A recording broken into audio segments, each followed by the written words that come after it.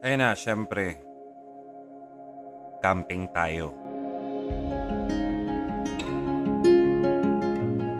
Biyahe na ulit. May spot tayong pupuntahan sa Tabaco. Perpekto daw yung lugar na to para sa tahimik na oras kasama ang pamilya at mga kaibigan.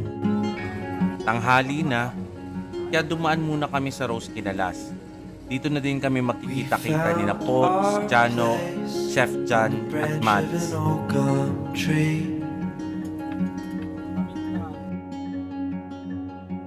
Our feet would sway to a voice in the breeze.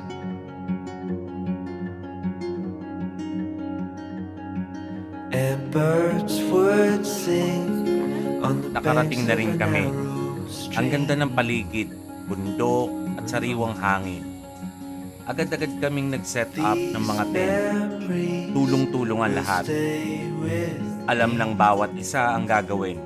Pabilis ng pabilis ang setup natin.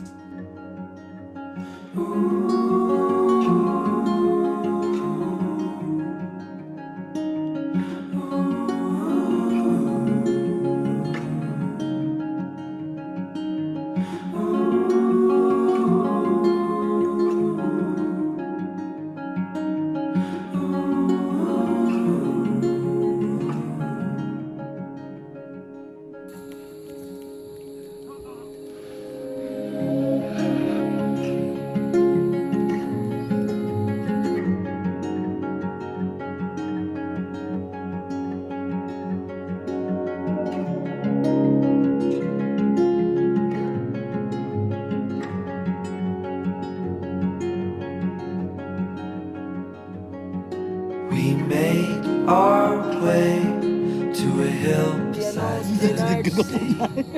Naraning ka na sa Tabaco. Sa TV. Oh, Ano ba yan? Shout out mo na si Denard. Jenard, kung asan ka man. Diyan ka lang. Sa mga katrabaho tabi ni Genardo, ingatan niyo doon, tinidor. Mas tabi yan eh. Pagaliw nyo kung may ano ka mo, may weekly inventory ka mga utensils nito po. Araw ni nakita sa iya, no? Dito pa, bari pa nang gadinagyan ta. Basta ka nakapipisot pa. Teka, The Boy, ano masasabi mo kay Denard? Ako, 2,000. Mabuot. Ilang? Nang walang kitinidor. But we can do better. Pwede na lang sa rin. Ano po yan? We can do better. Pagkatapos ng setup, kumuha kami ng isang bote. Panahon na para mag-relax. Walang plano, walang iniisip. Basta masaya lang. Kasama ang pamilya at tropa. Saktong chill. away. You stay with me the same. Ayan na ang mga bata. Di na mapipigilan. Nasa pool na agad. Ang saya nila panoorin, parang walang kapaluran. Kami naman, tamang pahinga habang nakabantay.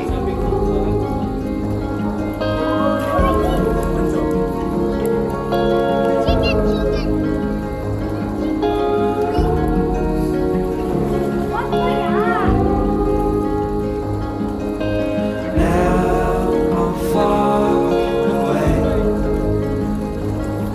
These memories still remain.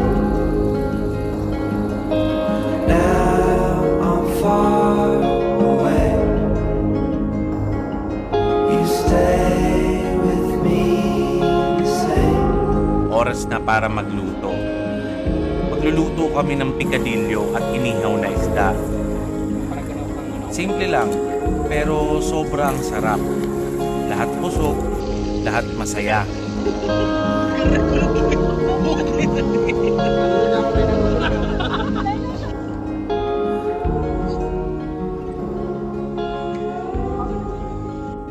Pagkatapos, nagayos na kami at nagready na para matulog.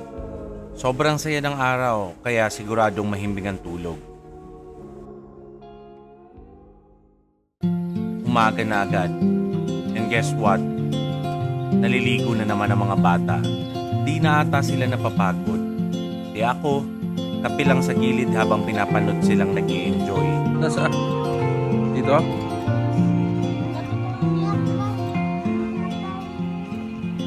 Sunlight fell and reminded me life can be so gracious sometimes.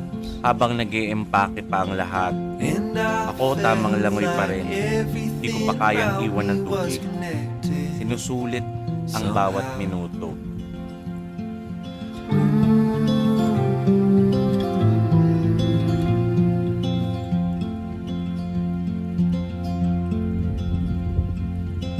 At night I hear the rhythm of the ocean as it breaks on the shore.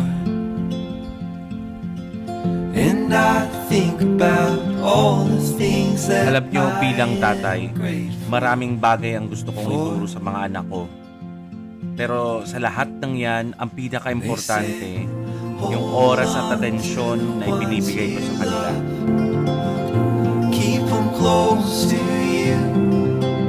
And they say, hold on to this time we have, and let the light shine through.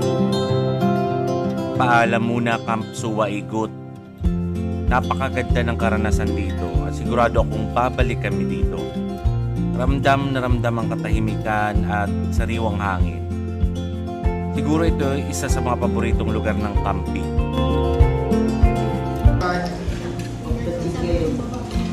Uy, boy, boy. Anong pambayad na? Ano lang ini, shout out. Shout out, isaw. Ako may note. Sabi ni Mama Git. Dahil shout out lang. Sumunod ka. Sumunod ako. Iwala to sa mga aking. Di ba marunong ka maghugas? Di ba favorite charm yun? House charm. Continue wala. The wrong move ka. Wrong move. Ma, ano yung babayad na? Ha? Ano yung babayad? Shout out lang. Pili na muna dyan. Sino ang hindi mo favorite? Sinong sisiyang kung may babayad kang aki? Sige lang. Sige lang ba tayo? Kasi bako ko yung laki, babae ko. Yan! Babae yan! Nasunurin yan. Ano labi? Bago matapos ang araw na to, gusto ko lang ibahagi sa inyo ang salbahing siram. Ang napakasarap na luto nila Chef John at Mads. Sila ang bahala sa pagkain na sobrang sarap kahit saan kami magpunta. Kung trip nyo ang kakaibang dining experience kahit outdoors, subukan nyo sila. Baka maging paborito nyo din to. Kami, sigurado paborito namin.